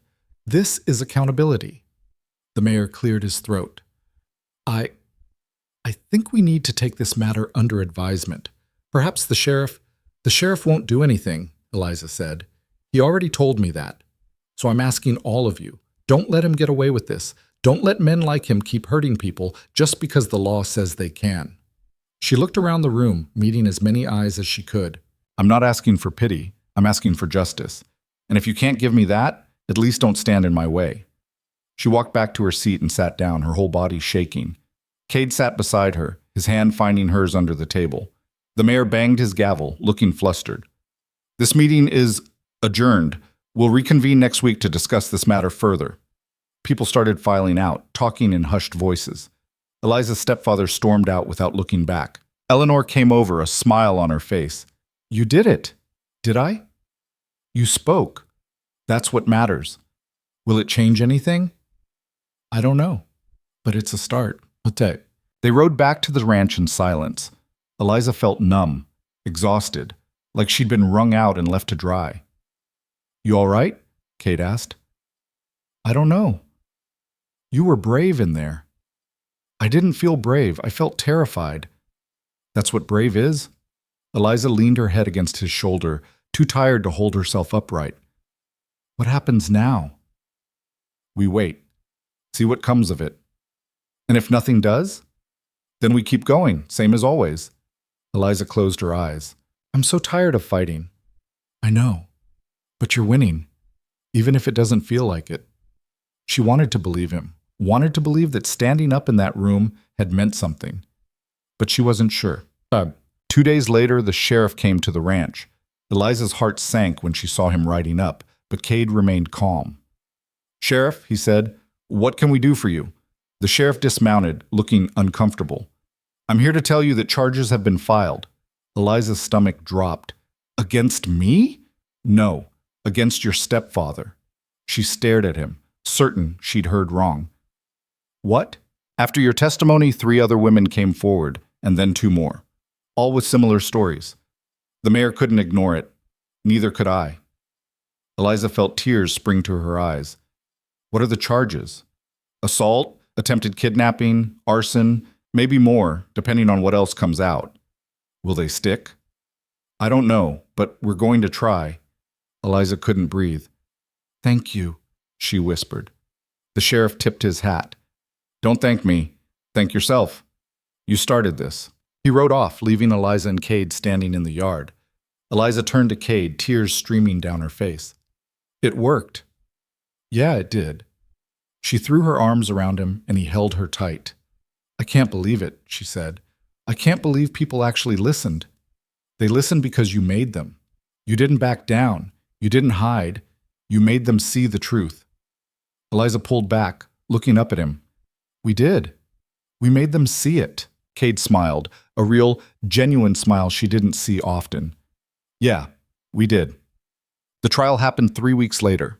Eliza testified again, this time in front of a judge. It was harder than the town meeting, more formal, more scrutinized. The lawyer her stepfather hired tried to paint her as a liar, a troublemaker, a girl who'd run away from a loving home because she didn't like being told what to do. But Eleanor testified. Sarah testified. Ruth and Margaret testified. And slowly, painfully, the truth came out. Her stepfather was found guilty on multiple counts. He was sentenced to 15 years. When the verdict was read, Eliza felt something inside her break open, something that had been locked tight for years. She didn't cry, didn't cheer, she just sat there, feeling the weight of it all finally lift. Cade squeezed her hand. "It's over. It's over," she repeated, testing the words. They felt strange, foreign, but also true. Sat. That night, back in the ranch, Eliza stood on the porch and looked out at the land. It was the same view she'd seen every day for weeks now, but it looked different, lighter somehow. Cade came out and stood beside her. "What are you thinking about?" "Everything. Nothing. I don't know." "That's fair." Eliza turned to face him. "What happens now? What do you want to happen?" She looked at him, this man who'd saved her, protected her, stood by her through everything. "I want to stay," she said. "Here, with you, not because I have to, but because I want to." Cade's expression softened. "You sure?" "Yeah, I am." He reached out and tucked a strand of hair behind her ear. "Then stay." Eliza smiled, and for the first time in as long as she could remember, it felt real. "Okay," she said. "I will." The first week after the trial felt surreal. Eliza kept expecting something to go wrong, for her stepfather's lawyer to find some loophole, for the verdict to be overturned, for armed men to show up at the ranch again. But none of that happened. The days passed quietly, uneventfully, and slowly she began to understand that it was actually over. She was free. The realization didn't come all at once. It crept in gradually, in small moments. The first morning she woke up without fear knotting her stomach. The first time she walked outside without checking the horizon for riders. The first night she slept through until dawn without nightmares.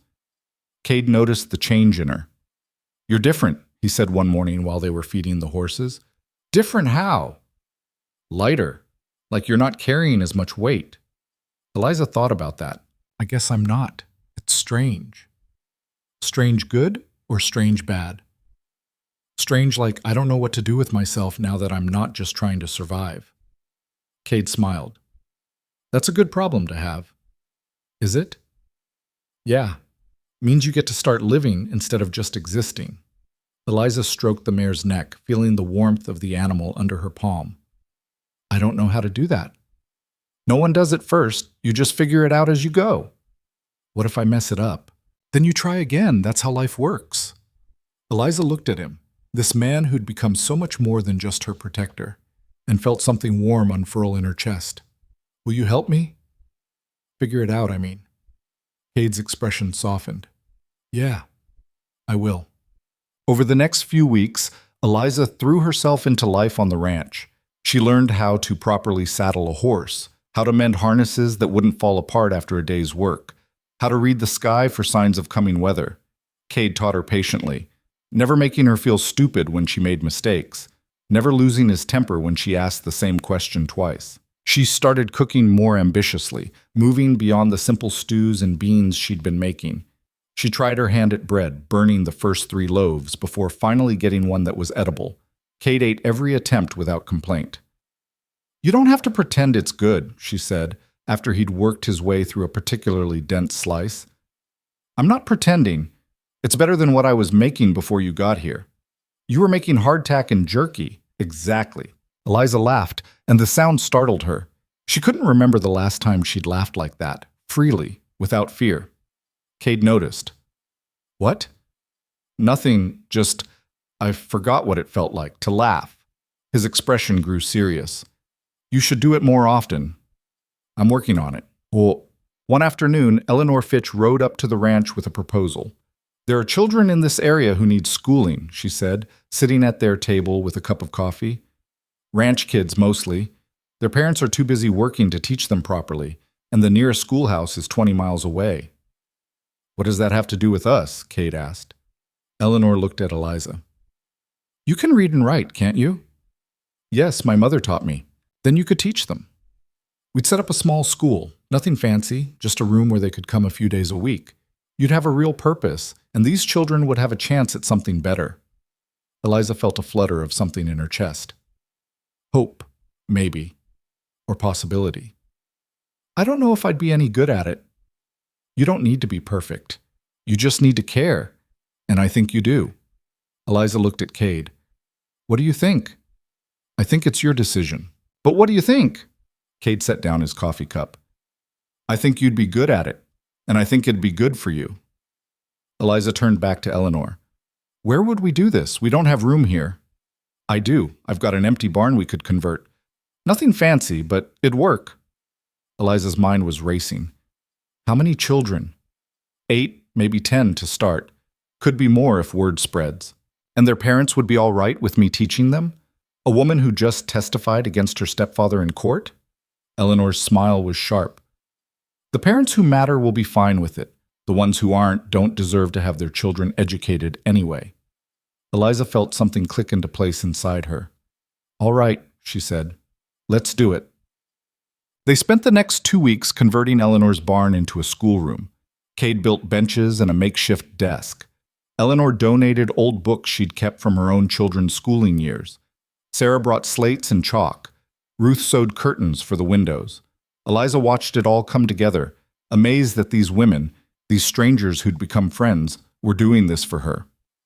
Why? She asked Eleanor one afternoon while they were arranging books on shelves. Why what? Why are you all helping me like this? Eleanor paused, a book in her hands. Because we see ourselves in you. Every woman in this county has been told at some point that she's not worth much, that her only value is in serving men or raising children, and most of us believed it. But you didn't. You fought back, and that matters. Eliza's throat felt tight. I didn't do it alone? No, but you did it first, and that gave the rest of us permission to do it too. Eliza didn't know what to say to that. Eleanor smiled. Don't look so shocked. You're stronger than you think. I don't feel strong. None of us do, but we are. All of us. We just forget sometimes. The school opened on a Monday morning in late September. Eliza was so nervous she almost threw up. She stood in front of the converted barn, watching families arrive. Mothers dropping off children who ranged from about 6 to 14 years old. Some of the kids looked excited. Others looked suspicious or bored. Cade squeezed her shoulder. You'll be fine. What if I'm terrible at this?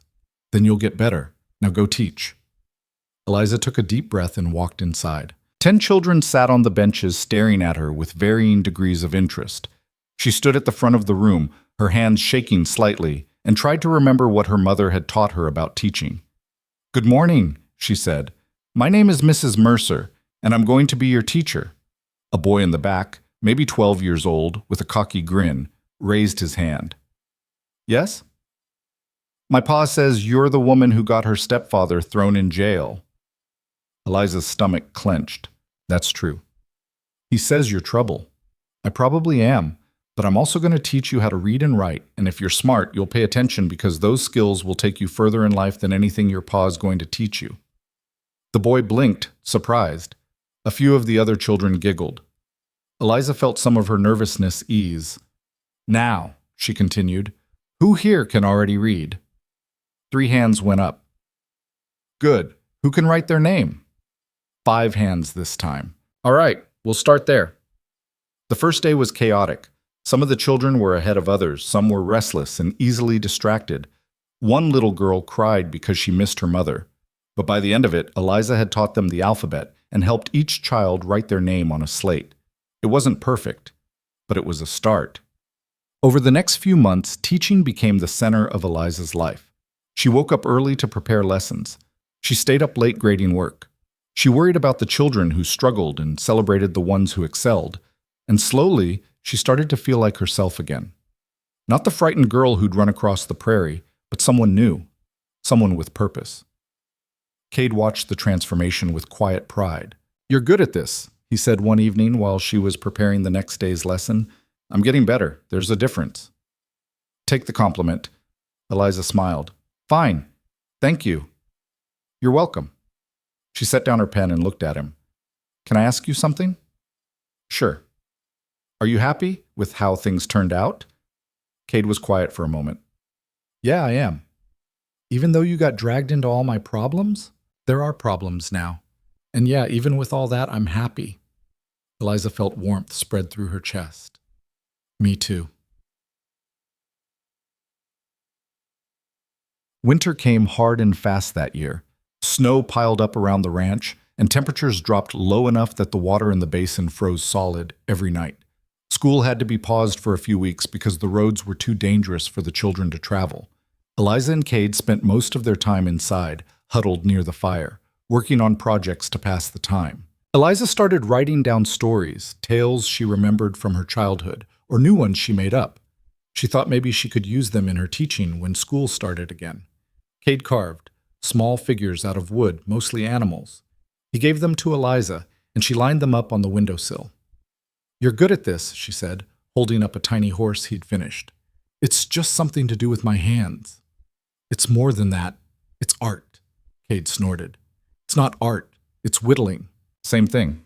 "It's not." "Is too." He threw a piece of bark at her and she laughed.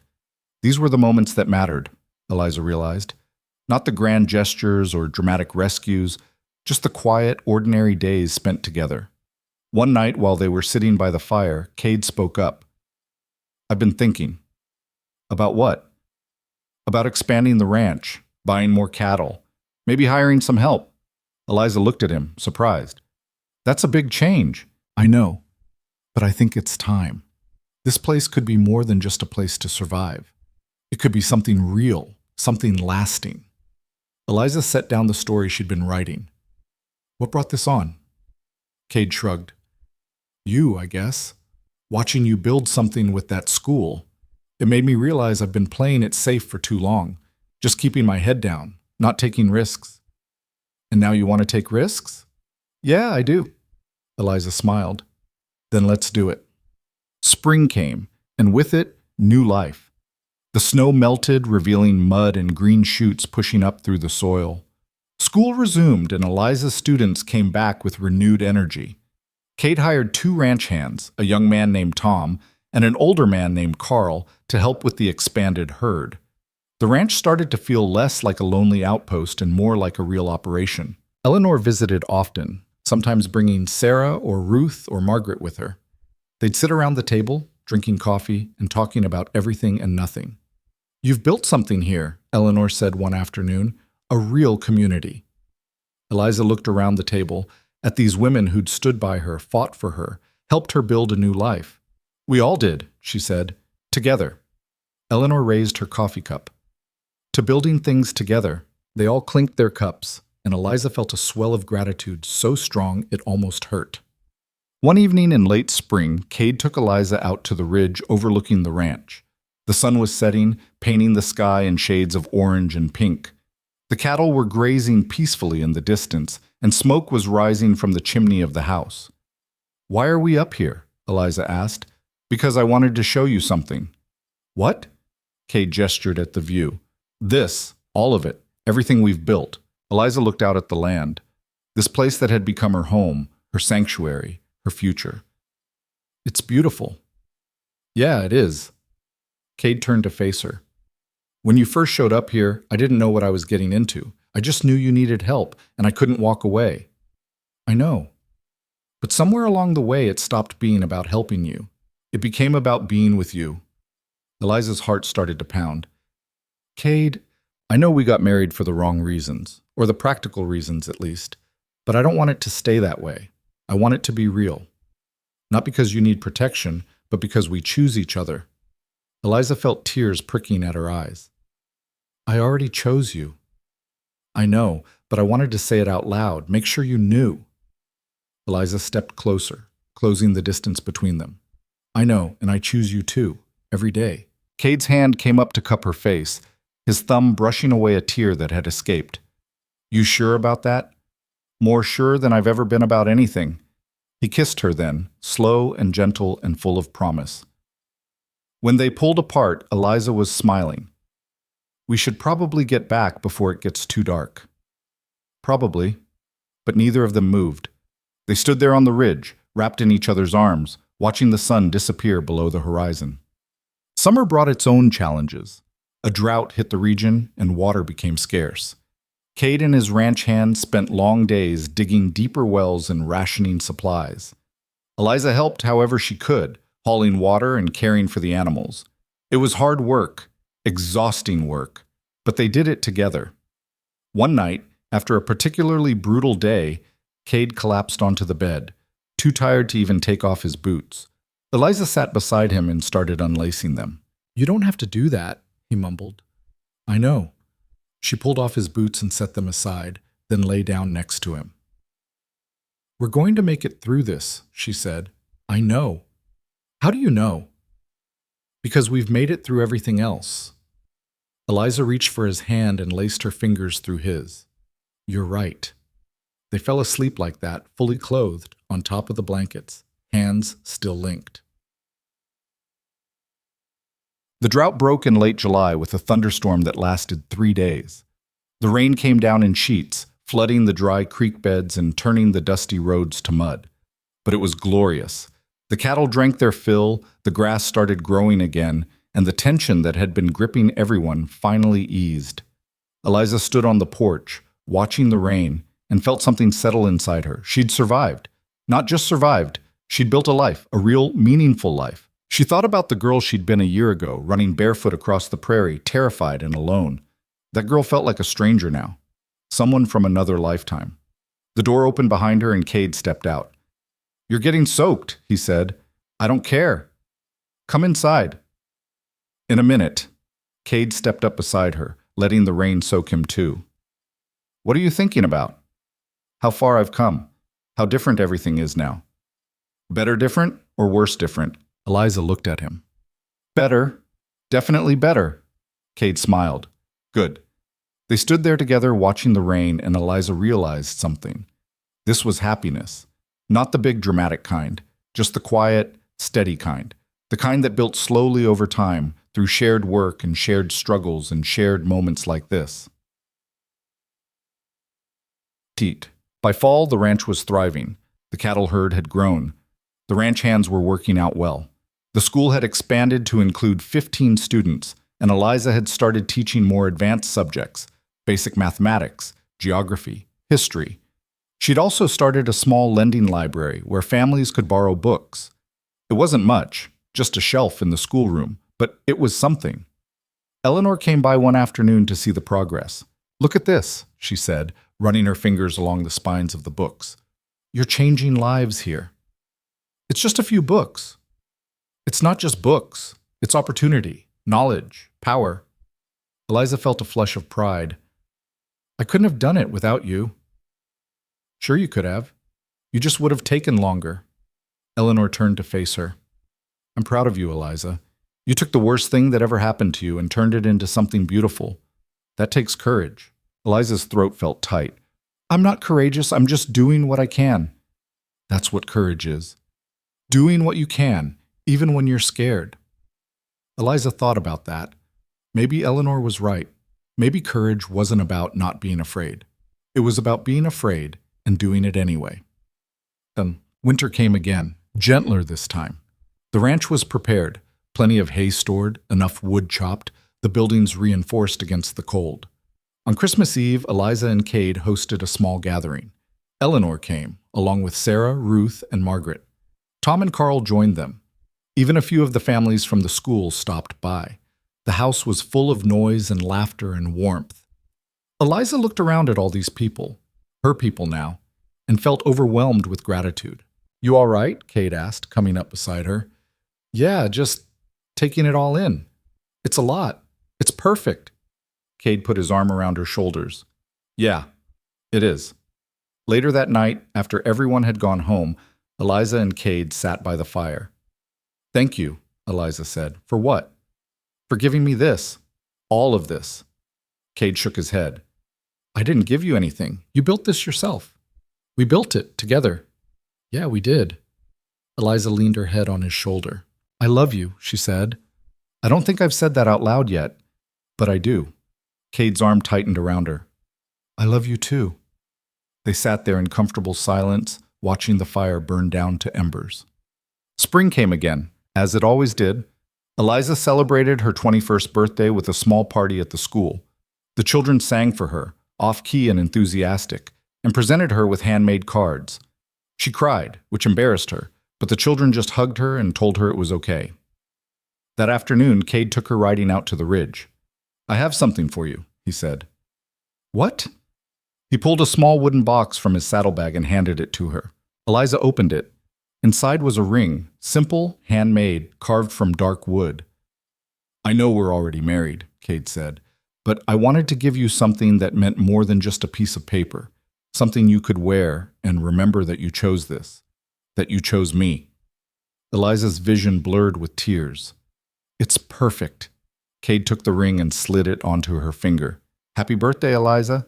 She kissed him, pouring everything she felt into it: gratitude, love, hope, joy. When they pulled apart, she was smiling. "Thank you for everything." "You don't have to thank me."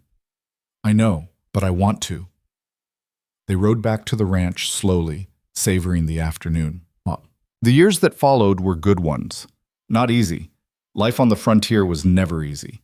There were droughts and harsh winters and cattle rustlers and sick animals and 100 other challenges. But they faced them together. The ranch continued to grow. Cade bought more land, expanded the herd, built new structures. Tom got married and brought his wife to work alongside him. Carl eventually retired, and they hired a young woman named Beth to take his place. She was the first female ranch hand in the county, and she worked harder than any of the men. The school grew too. By the 5th year, Eliza was teaching 23 students, and she'd hired Sarah to help her. They'd added on to the building, creating separate classrooms for different age groups. Some of her first students went on to become teachers themselves. Others became ranchers, shopkeepers, clerks. One became a lawyer. Eliza kept track of all of them, proud of every success. Eleanor passed away in the 8th year, quietly in her sleep. The funeral was packed. Eliza spoke at it, telling stories about how Eleanor had saved her life by refusing to look the other way. "She taught me that being a woman doesn't mean being powerless," Eliza said. "And she taught me that standing up for what's right matters, even when it's hard, especially when it's hard." After the funeral, Sarah, Ruth, Margaret, and Eliza sat together, sharing memories and tears. "She'd be proud of us," Ruth said. "Yeah," Eliza agreed. "She would." On their 10th anniversary, Cade took Eliza back to the barn where he'd first found her. It had been repaired and expanded, now part of a thriving ranch. "Why are we here?" Eliza asked. "Because I wanted to remind you of where we started." Eliza looked at the barn, this place that had been her refuge, her salvation, her beginning. "I was so scared that day." "I know. I thought I was going to die." "But you didn't." "No, I didn't." She turned to face him. "I gotta live instead, and I gotta build something beautiful." Cade pulled her close. "We gotta build something beautiful." "Yeah, we did."